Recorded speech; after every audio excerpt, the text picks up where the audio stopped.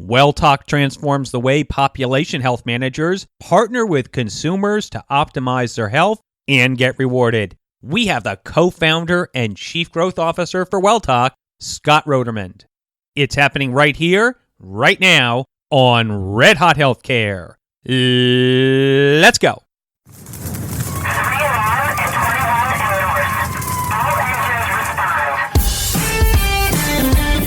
This is Red Hot Healthcare. Interviews with today's leaders and all the news that matters.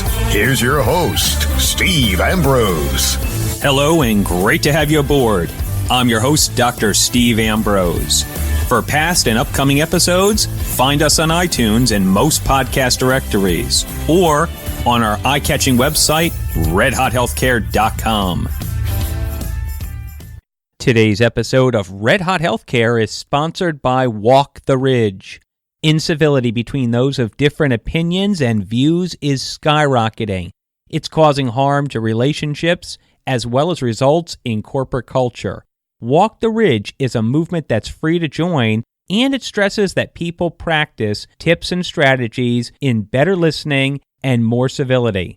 Join for free and download our free guides for individuals and businesses at walktheridge.org. That's walktheridge.org.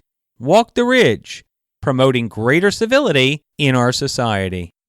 Scott Rotermund is the co-founder and chief growth officer for Welltok, a serial entrepreneur who helps spot and capitalize on the fast-growing focus on the healthcare consumer. Welltok is a consumer health enterprise SaaS company who recently was ranked in the top 100 on Deloitte's fastest-growing companies in North America. Their mission is to empower consumers to achieve and sustain optimal health. Scott, I want to thank you for taking the time to come onto the show today. Welcome to Red Hot Healthcare. You got it, Steve. Thanks again for having me on the show. I appreciate it. Scott, I went through the Welltok website, and it's super robust. I have to say, it's one of the more impressive sites that I've actually come across. I read where Welltok develops SaaS-based consumer health solutions.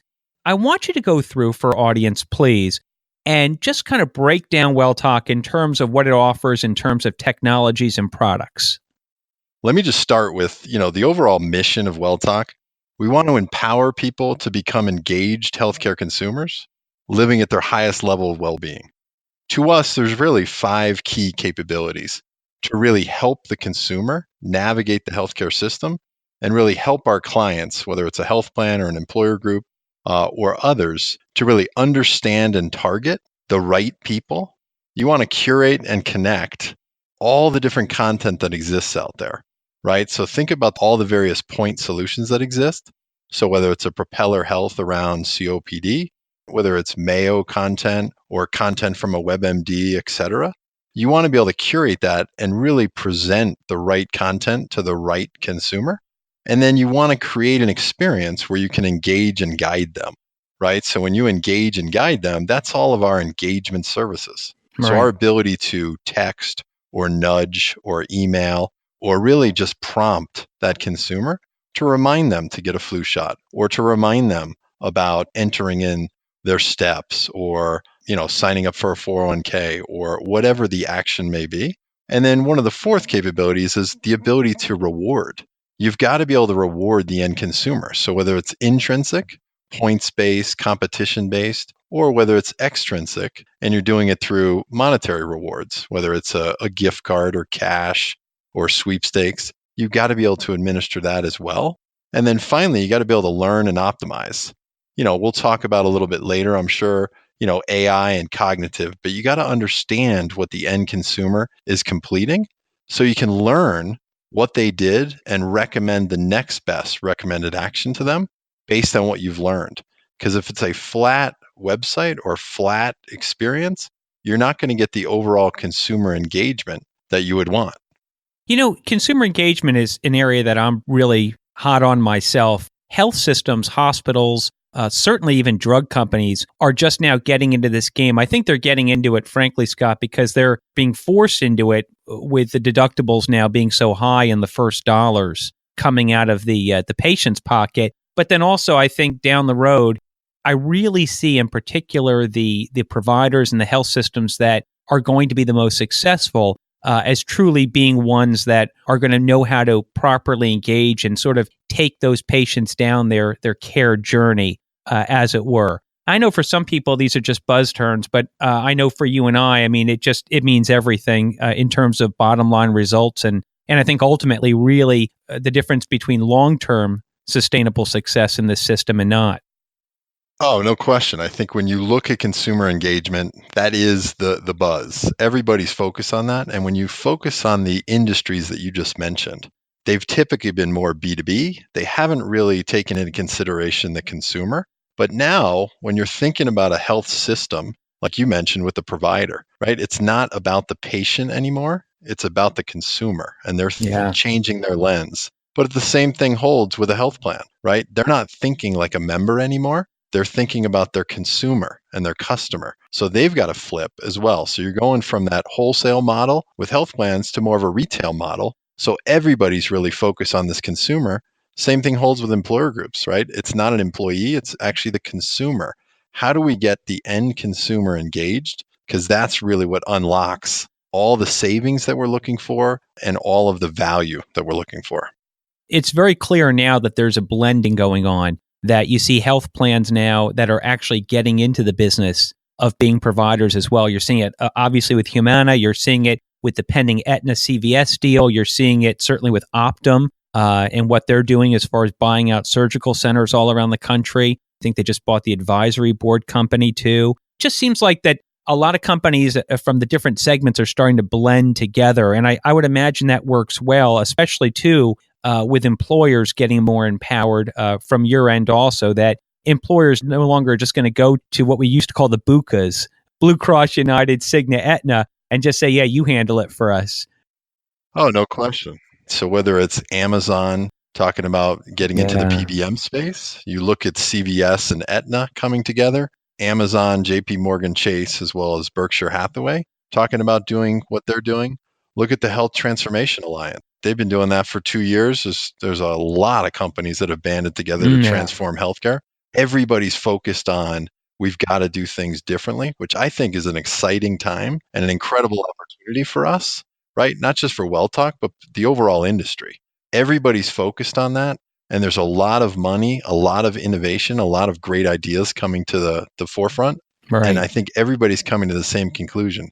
It's all about getting that end consumer to get engaged, but we've got to make it easier for them, right? In this industry, we've made it so hard. And I think now we need to unlock that so hard and start to make that path very easy for the consumer to make the naturally right choice. You know what I hear from you too, Scott? I don't often hear from folks on the tech side is that ability to really communicate and sort of hit those right triggers, that you all focus on that with Welltok. In other words, it's not just about putting the technology out there with sort of the confirmation bias that we saw in portals in the very beginning when portals first coming out. And all of a sudden, right, like health systems were, why aren't our portals being used? They're there. We're telling people to use them. It's like, well, guess what? Like you build it and they didn't come. Right. You didn't count on that people actually were consumers. No question. The field of dreams strategy doesn't really hold, right?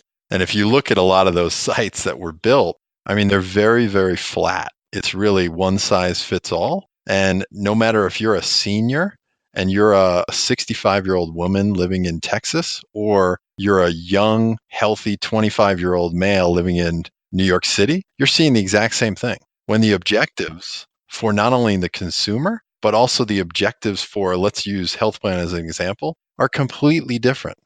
So you have to personalize for each individual consumer to make it easier for them to find value in coming to that website or interacting with you. It doesn't necessarily have to be the website, but even to get a reminder, whether it's a text or a digital voice call, it could be any number of nudges for you to react to that. It's got to be personalized to you and it's got to mean something to you. Otherwise, it's just white noise. And really how we've been doing it as an industry for a long time. And almost to that end, I think, and I might have read this on your site as well, but once you start moving the pendulum, you can overdo it. Sort of this new term now of over-communication. Like, you could over-communicate with somebody. And of course, I guess because when it's not personalized, it's almost just as bad as not communicating with them at all if it just drowns them out. as you think, again, we'll just focus on health plan as an example, the amount of communication to a particular member from all sorts of pockets of a health plan is kind of overwhelming, right? And the fact that that individual member can get, 5, 10 different communications that aren't really coordinated, it becomes member abrasion. It becomes very, very cumbersome. Yeah. The ability for the health plan, I mean, we've got a product called Engage Me that really addresses that problem. It really gives the health plan a lens to see all the communications that have gone to that individual consumer. So you can start to eliminate over communicating and really having those disjointed communications go to the member. So you can start to optimize their experience and their overall satisfaction with working with you as a health plan. Since we're broaching on the subject of Engage Me, what are some of the results coming out of there that you can share with some of your clients? There's been, operational savings that have come out of that because you're getting a lot of efficiencies. So a lot of those communications don't need to be sent. You may have sent something very similar, or you're trying to not communicate to that end consumer 10 different times, right? You want to only communicate 2 or 3 times. So your ability to cut down the sheer number is there. But more importantly, it comes to the consumer satisfaction, really, and your ability to really ease the burden and really be more efficient with not only what you send, but the messages that you're sending. So the consumer is happier interacting with you as a health plan. So there's been a lot of great results on that side. And that's just one of the many products that we do and we support today. But that's a critical one because I think, again, it's all in the spirit of how do we make that experience much more pleasant for the consumer. And I know that you serve health plans, you serve employers, large employers, certainly health providers, and then you work with government programs as well. Maybe you can just break down for Welltok, for our audience, that is, what's the rough breakdown, Scott, of the different client segments we're talking about towards maybe your overall revenue? Well, Steve, in the early days of Welltok, there was a big percentage that was around the health plans because those were the early days. I would say of late, it's starting to flatten out a lot more. So the growth we're seeing in the employer space and the growth we're seeing in the health system space, as well as the health services space, probably a greater percentage with health plan, but I see that flattening over time, no question. Something on the site caught my attention. And I believe I read that there was a quote that said like 1 million member commercial health plan could drive over 130 million in value just by getting 10% more of their members engaged. And I want to make sure first I have that quote right. And then second, maybe to ask you, have you seen those sort of numbers actually bear out? Yeah, I mean, so first of all, you did see the quote right. And I would say when you think about a commercial health plan, and the amount of inactivity they have today in terms of their consumers actually being engaged, there's huge upside there. And I think if you can start to get those members and those end consumers to be engaged around their health, there is that type of value sitting out there for us and them to be captured. And, we're already seeing really strong signs of that. As you look at any number of examples, but just to give you a couple, as folks are entertaining getting their end consumers to get a flu shot, engage with their coaches, going through a diabetes program, completing a health assessment. You're taking those percentages from, say, 10% of the folks being engaged around those and completing those actions, and you're getting up to the 40, 50, 60% of the folks completing those actions. What's the ROI on that? What's the true value on that? I mean, it starts to become pretty exciting pretty quickly, Steve. And again, the power is all around that consumer. You've got to get them engaged. Whereas before, we haven't, we've been getting the single digit, engagement in health plans. Now, if you can start to move that needle up to 20, 30, even higher in their large commercial segments, you're going to start to really see and untap the true potential here. Look, we could talk all day about like the 5% of the country costs the country 50% of its healthcare dollars. Obviously, you want to reach those folks and you want to make sure that you're working with them. But what about the people who haven't been to the doctor in 2 years, who haven't had a checkup, who may be in pre-chronic states, but they wouldn't know it? In other words, they feel fine, but not having been to the doctor in 2 or 3 years or 5 years, they would have no idea. Do you reach those people, and do you make a point of making sure that you sort of reach the I like to call them the maybe the asymptomatically sick? Yeah, everybody's a consumer, right? So whether you're somebody living with a chronic condition or you are on the healthy side where you're not engaging with a doctor, there's no need, but you're still trying to maintain your weight. You're trying to still maintain your high level of health, et cetera. Everybody is in search of optimizing their health, right? And their highest level of well-being. If you go back to what our mission is, right? It doesn't leave out any consumer, because just to focus on the polychronics and the ones costing the most money within the industry, Right. doesn't really address the people that may be at risk of becoming one of those costing a lot of money. So you really need to get further upstream and be managing all consumers appropriately. Yeah, just so we're clear, I'm not talking about somebody who's overweight and telling them they need to lose weight. I'm talking about somebody who is, let's say, overweight and they need to just get a physical. They need to Yeah, actually come in and see the doctor and get some blood work or urine done to check their insides, apart from losing weight. So we're not just looking sort of outside, but we're also looking inside. absolutely. You want to address all those different examples, and I'll just give you, how we typically try to address that issue, leveraging our analytics tools.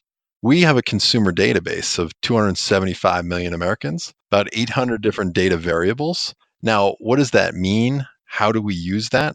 Steve, it allows us to model out Mm, what the predicted risk would be, what the predicted receptivity would be, which means are they interested in completing this action? And in your case, you were saying to go get a physical. So what's their predicted need? What's their predicted receptivity? Are they going to be interested in getting a physical? And what's their predicted impactability? Meaning, will they complete getting a physical? So I can really assess of the total population we're going after, what is their predicted risk and how best to reach out to them, right? Because not everybody's going to want to react to an email or even text. Some people want to react to IVR or direct mail.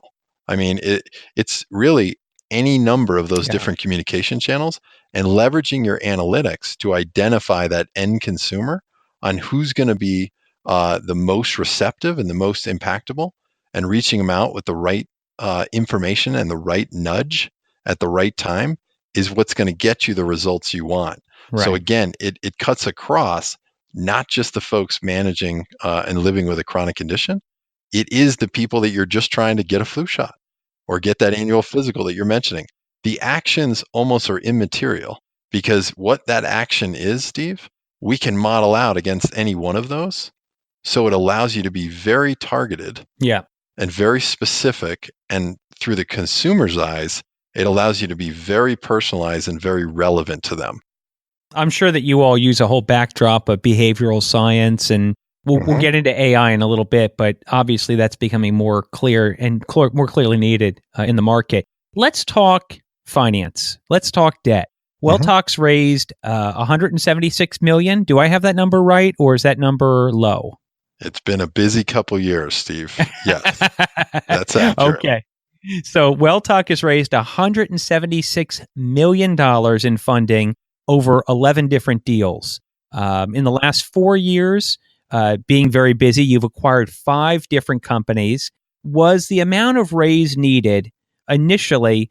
Was your thinking that you were always going to be doing acquisitions? Was that part of the growth strategy, to begin with? Or was it once you started taking out the funding, maybe you had your first 1 or 2 acquisitions, then you pivoted and said, wow, we've got to rethink what our original plans were here. We definitely have to keep acquiring as part of what we're looking to build on to grow. The way that we've always looked at the solution, it was so big and broad, Steve. We were always thinking it was going to be a combination of inorganic as well as organic growth. And Hmm. to give you a specific example, the analytics that I was just mentioning, for us to go hire a whole bunch of data scientists and try to build out that capability would just take far too long. Whereas if you make an acquisition where they've been curating that data specifically for consumer health for the last 6, 7 years, you get a huge head start on what's worked and what's not. So it's always Yeah. been part of the plan to grow inorganically as well as organically. Same thing holds with an acquisition we made in the rewards space. Our ability to really fast forward that capability, not only from a product standpoint, but also gain all the insights of over 1 billion transactions processed in terms of what reward worked the best for what action. I mean, you can't get that just by building out a capability around rewards and then learning on the fly. You really need to tap into that knowledge base and, Right. more importantly, the data.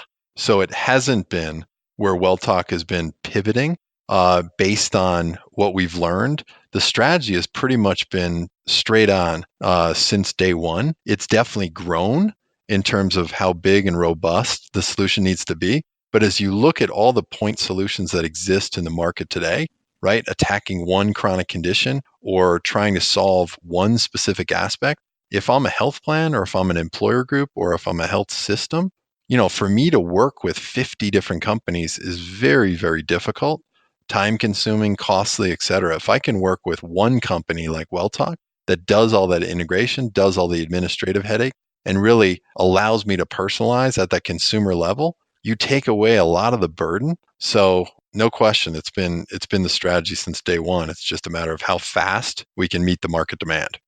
I did interview Brenda Schmidt. I don't know if you know Brenda from Solera. Mm-hmm. She had, it seemed to be a similar model. She had talked about an integrated wellness network, I guess. And it was the same sort of understanding that there's so many small wellness companies that are so fragmented in the industry, giving so much advice, and so much of it is not personalized, that she thought sort of wrapping it all together within a network would make it much easier. No question. And the example people love to give, right, is if you look at your iPhone today, how many apps do you have on your iPhone? Yeah, yes. And how many apps do you really interact with every day? Good It's point. only a couple, right? So you have to really be able to roll those up into a cogent strategy to make it much easier for not only the population health managers, but most importantly, the end consumer. You got to make it easy for them. They don't want to bounce in and out of all these different apps. And how do you get credit for doing certain things in those apps, right? It's got to roll back to, either the health plan or the employer group or the health system, so they can see what actions you're taking to reward you appropriately, or better, maybe to guide you in a more valuable way where the consumer ends up winning because you're making their journey much more relevant and much easier. So you keep mentioning rewards. I know that's a part of your platform, Scott. And I know that you purchased out a company and their technology surrounding that. I want to be the bad guy here. I want to ask you if you ever use loss aversion. I mean, I'm all for everybody gets flowers, everybody's a winner if they do good and they should be rewarded. But what if they don't? What if they don't take action? Because at the end of the day, for sure, we're talking about consumer engagement. For sure, we're talking about the rise of the consumers. But on the flip side of this, we have a massively unaffordable healthcare system that is getting more unaffordable. I mean, the numbers are coming out now that things are getting worse, not better, in terms of actual costs going up and up and up. But at some point, consumers, patients, have a responsibility, especially in a shared risk model like we have in terms of the way health plans work for payment, and certainly self-insured employers. Even with rewards, do you see the need for loss aversion? Has Welltok looked at the other side of things to say, let's say for its providers or its plans, if you as the member, the patient, don't do this, that there may be a penalty because of that? Oh, there's no question. There's been a long debate around what's more effective, carrot or the stick.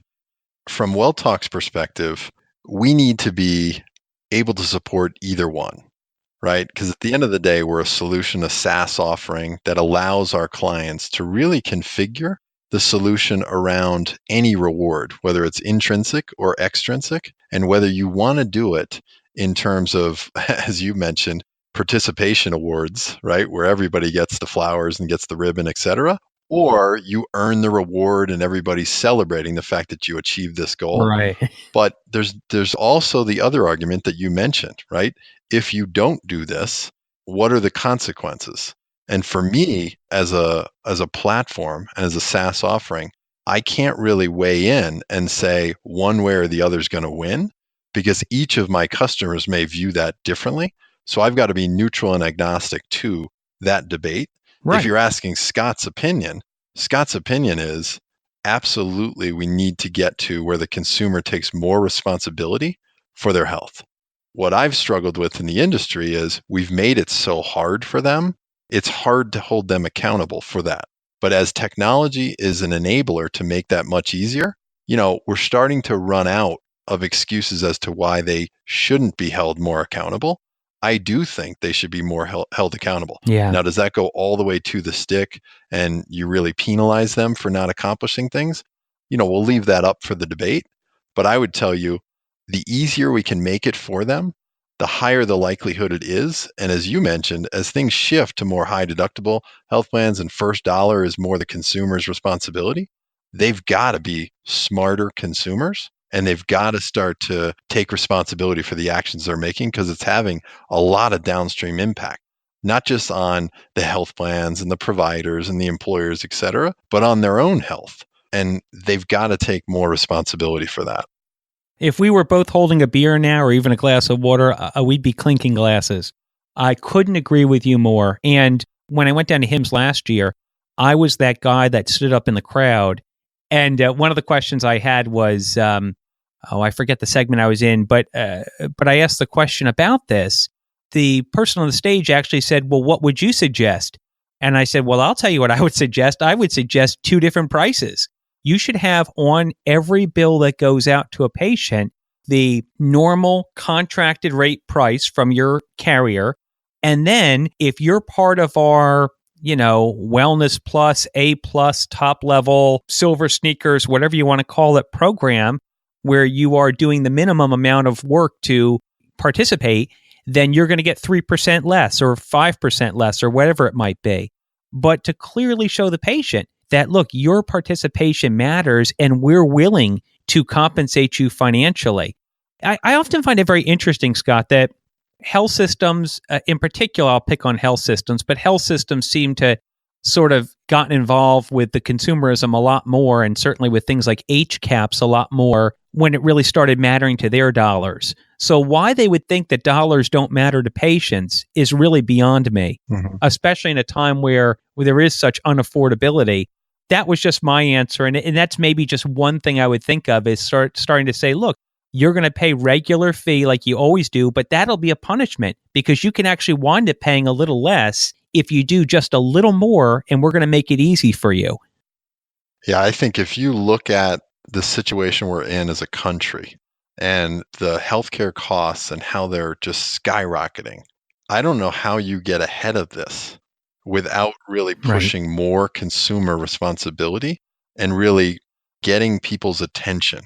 So I think just doing that through participation ribbons or just the rewards may be hard to get there. But again, now we're getting into the really hotly debated topic on what should or shouldn't happen in terms of the carrot and the stick. I'm just a firm believer in the answer lies with the consumer.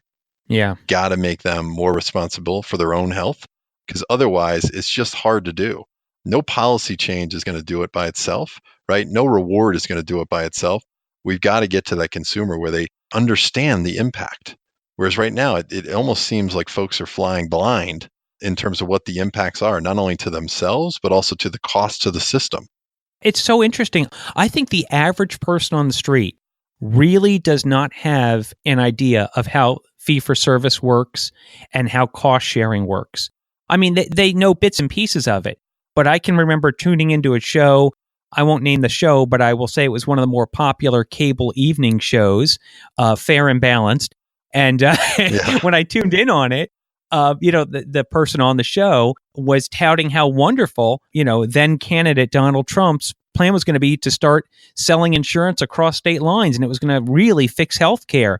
And I'm looking at this show and I'm thinking, this media host has no idea what healthcare economics are when you're talking about that sort of solution.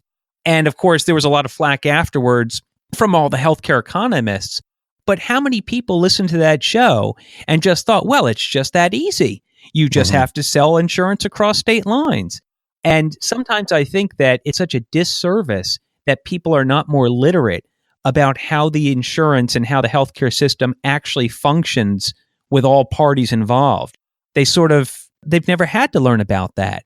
Well, let's take it from the consumer lens for a second, right? Let's defend them for a second. How do they follow HMO, PPO, FSA, HSA, right? Co-insurance, year-to-date deductible. I mean, they're dizzy Yeah, after about 30 seconds of us trying to explain one of the products.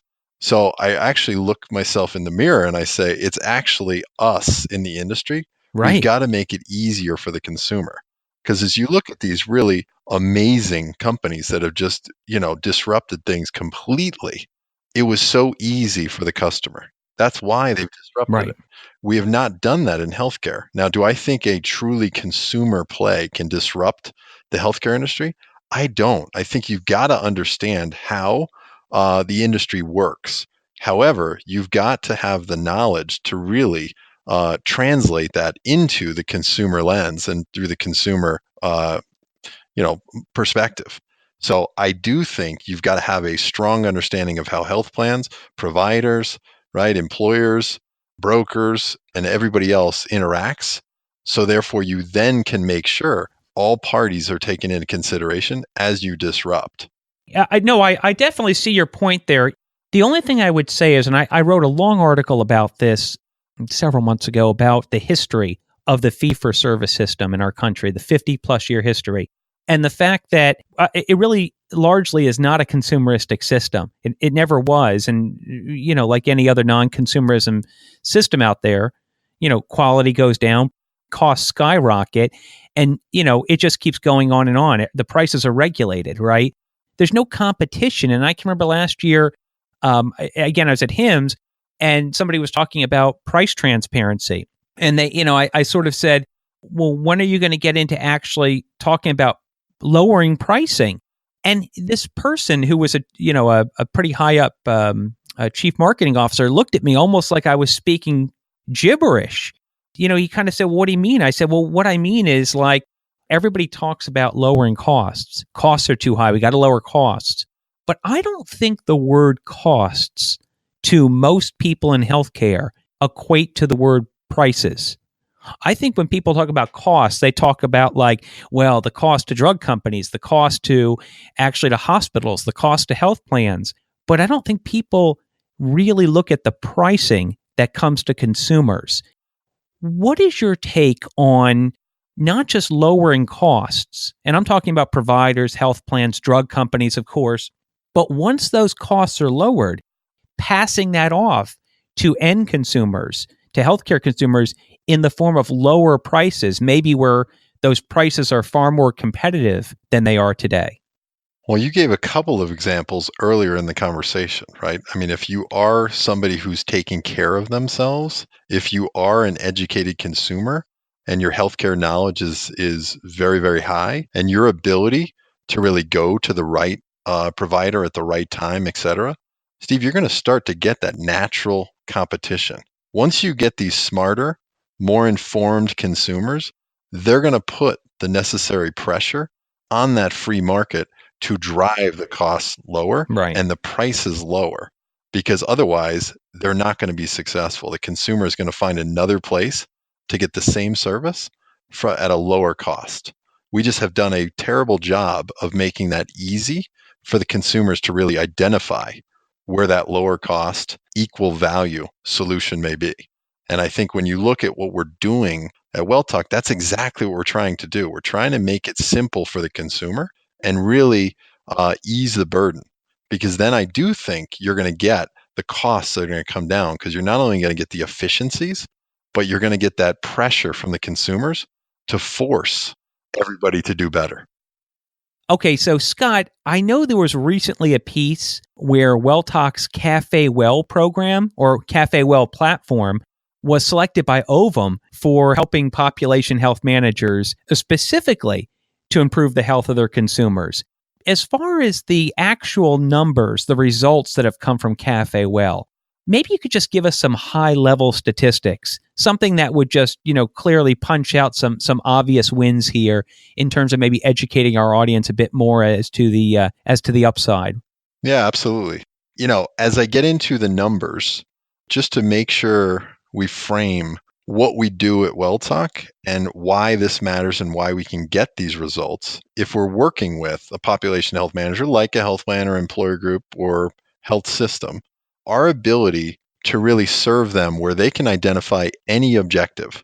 So whether it's a Medicare, where action where you're trying to drive star ratings, et cetera, or whether it's an employer group trying to get people to join a 401k program, right? Or it's Yeah. a health system trying to prevent readmission, whatever that objective is.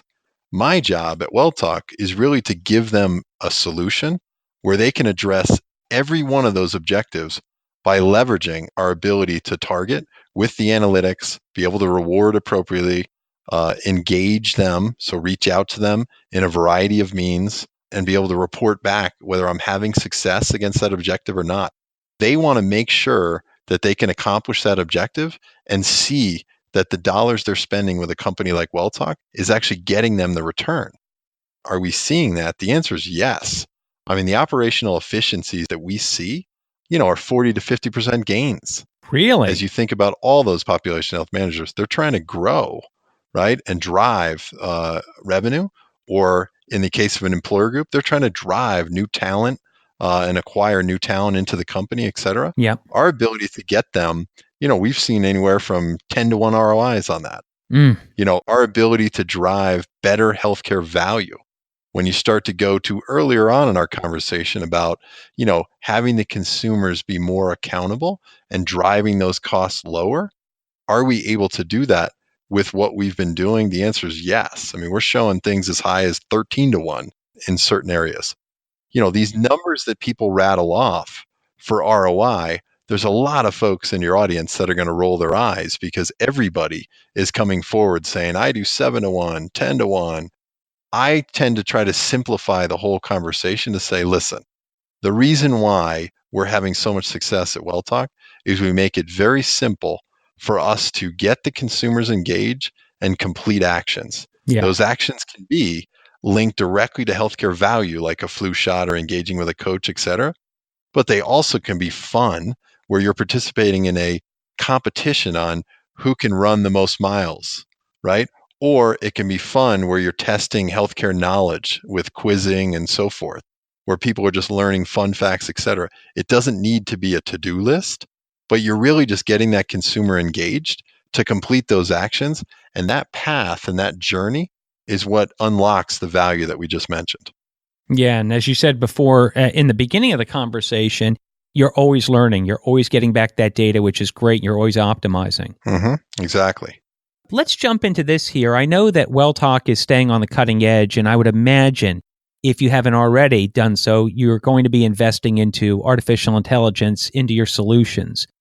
Have you made those investments, and have you integrated AI at any level into Welltok? And if so, what have been the results? As you look at our strong partnership with IBM Watson Health, we've been at this for 4.5 years now, really pushing AI and how we can untap the value there.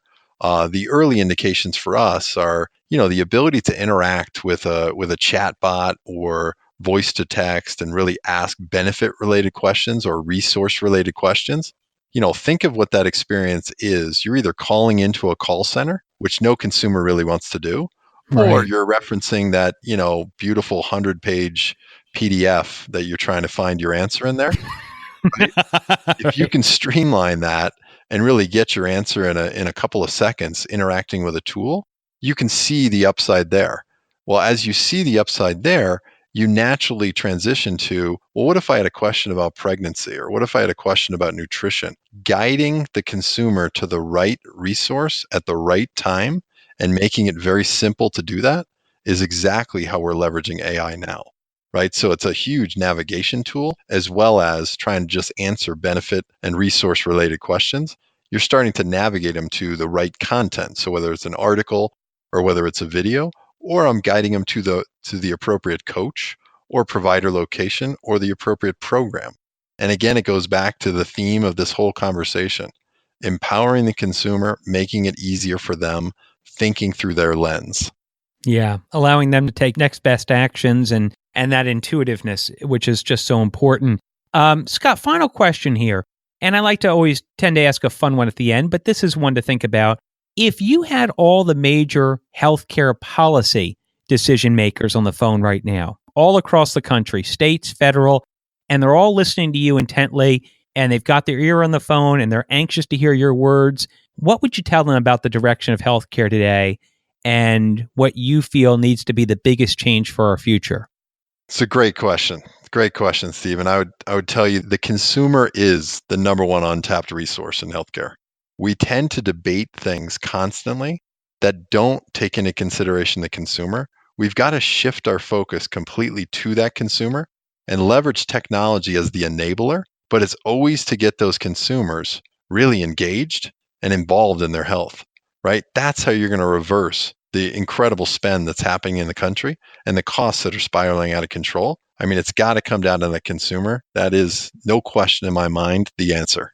Scott Rotermund, co-founder and chief growth officer at Welltok. Scott, I have to say it was a terrific time today. I really enjoyed having you on the show. I know the audience got so much out of it. Just an absolute privilege and pleasure to exchange thoughts back and forth with you. Steve, I appreciate the opportunity, and likewise, it was a pleasure having the conversation with you today.